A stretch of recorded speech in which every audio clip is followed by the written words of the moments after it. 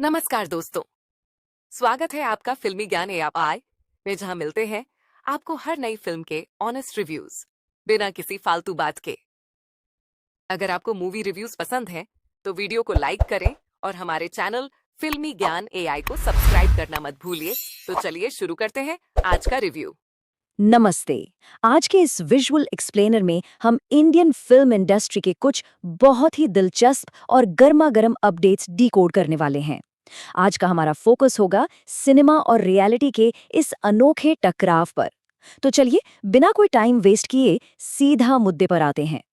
सबसे पहले तो एक बड़ा ही इंटरेस्टिंग सवाल सामने आता है। क्या होता है जब सिनेमा की चकाचौंध और रियल वर्ल्ड पॉलिटिक्स आपस में टकराती हैं?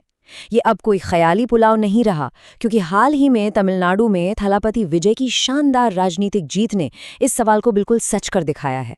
आइए समझते हैं कि इसका इम्पैक्ट क्या होने वाला है। जरा इस कॉन्ट्रास्ट को देखिए।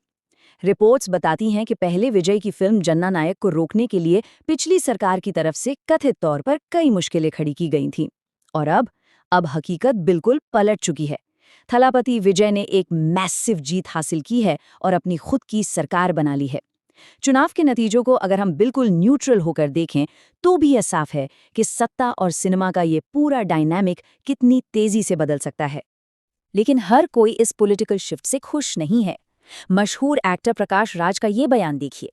उन्होंने साफ तौर पर अपनी नाखुशी जाहिर की है कि कोई सिर्फ अपने भारी भरकम मूवी फैंडम के दम पर चुनाव जीत जाए, ये सही नहीं है। सोर्सेस की माने तो स्क्रीन की पॉपुलैरिटी को डायरेक्ट पॉलिटिकल पावर में बदलना इंडस्ट्री और बाहर के कई लोगों के लिए एक बड़ी चिंता का विषय बना हुआ है। अब इस पूरी पॉलिटिकल हलचल का सीधा फायदा जननायकन की रिलीज को मिल रहा है।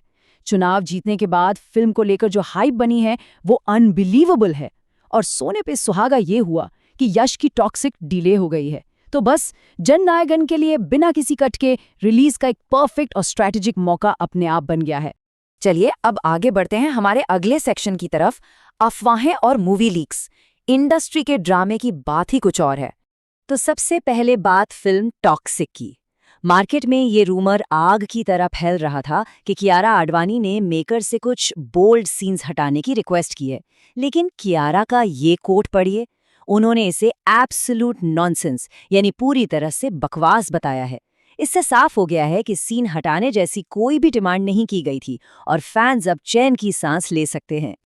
खैर, इंडस्ट्री में हर प्रॉब्लम इतनी आसानी से सॉल्व नहीं होती। लीक्स का सिलसिला रुकने का नाम ही नहीं ले रहा। डायरेक्टर सिद्धांत आनंद ने खूब रिक्वेस्ट की थी, सख्त हिदायतें दी थीं, लेकिन फिर भी इंटरनेट पर किंग खान और दीपिका पादुकोण के एक बीच शूट के नए विजुअल्स लीक हो ही गए। इतने बड़े प्रोजेक्ट्स को इन लीक से बचाना आज के टाइम में सच में एक बहुत बड़ा सिरदर्द बन चुका है। अब आते हैं हमारे नेक्स्ट सेक्शन पर, प्रभास, उनकी फिल्मों के शेड्यूल्स और एक बहुत ही सीरियस अपडेट। अगर हम प्रभास की आने वाली फिल्मों की लिस्ट देखें तो स्पिरिट, कल्कि 2 और फौजी पाइपलाइन में हैं। ये सच में एक बहुत बड़ा और हेक्टिक टास्क है, क्योंकि वो एक साथ इन तीन हाई प्रोफाइल फिल्मों की शूटिंग को बैलेंस करने की कोशिश कर रहे हैं। लेकिन इसी व्यस्त शेड्यूल के बीच एक बेहद दुखद और सीरियस खबर सामने आई है। सोर्सेज के मुताबिक फौजी फिल्म की क्रू जब हैदराबाद में शूट लोकेशन की तरफ जा रही थी तो उनका एक भयानक कार एक्सीडेंट हो गया। ये आंकड़े दिल दहला देने वाले हैं। एक व्यक्ति की मौत हो गई है और 5 लोग गंभीर रूप से घायल हैं। इस ट्रेजेडी के चलते फिल्म की शूटिंग को तुरंत रोक दिया गया है। अब इस ट्रेजेडी और एक साथ चल रहे कई प्रोजेक्ट्स का असर एक डोमिनो इफेक्ट की तरह पूरे कैलेंडर पर पड़ा है। जरा इस टाइमलाइन को देखिए। कल्कि 2 के लिए मई के महीने में बल्क डेट्स ब्लॉक कर दी गई हैं। इसका सीधा असर स्पिरिट पर हुआ है। जो फिल्म ओरिजिनली 5 मार्च 2027 को आनी थी, वो अब शिफ्ट होकर 1 दिसंबर 2027 तक जा सकती है। मतलब एक जगह हुई देरी ने पूरा कैलेंडर खिसका दिया और स्पिरिट अब उसी स्लॉट में आ गई है जो कभी एनिमल का हुआ करता था। चलिए अब थोड़े एक्साइटिंग अपडेट्स की तरफ चलते हैं। हमारा अगला सेक्शन है कास्टिंग स्कूप्स और ट्रेलर्स। कास्टिंग को लेकर मार्केट में कुछ बहुत ही जबरदस्त बातें चल रही हैं। वामसी के डायरेक्शन में बन रही सलमान खान की नई फिल्म में विलन के रोल के लिए फहाद फासिल या अक्षय खन्ना के नाम सामने आ रहे हैं। सोचिए ये क्लैश कितना शानदार होगा। इसके अलावा एक और एक्साइटिंग रूमर ये है कि राज एंड डीके के नए सुपर हीरो प्रोजेक्ट में फीमेल लीड के लिए करीना कपूर को अप्रोच किया गया है। हालिया ट्रेलर्स की बात करें तो 2 बिल्कुल अलग तरह के एक्सपीरियंस देखने को मिले हैं। एक तरफ है हॉन्टेड 3D, जिसमें एआई का इतना खराब इस्तेमाल हुआ है कि इसे आराम से इग्नोर किया जा सकता है। लेकिन वहीं दूसरी तरफ इविल डेड बर्न है, जो 10 जुलाई को आ रही है। इसका प्रेजेंटेशन, वो वन टेक शॉट्स और रोंगटे खल कर देने वाला बॉडी हॉरर, ये सच में नेक्स्ट लेवल लग रहा है। जाते जाते कुछ क्विक वन लाइनर अपडेट्स पर भी नजर डाल लेते हैं। आलिया भट्ट की फिल्म तंबा 2 का शूट अब बढ़ाकर 20 दिनों का कर दिया गया है, जिसका मतलब है कि उनका रोल अब उम्मीद से कहीं ज्यादा बड़ा होने वाला है। और दूसरी तरफ समांता की मां इंती बंगारम, जो पहले 15 मई को आनी थी, वो अब डिले होकर मिड जून तक शिफ्ट हो गई है।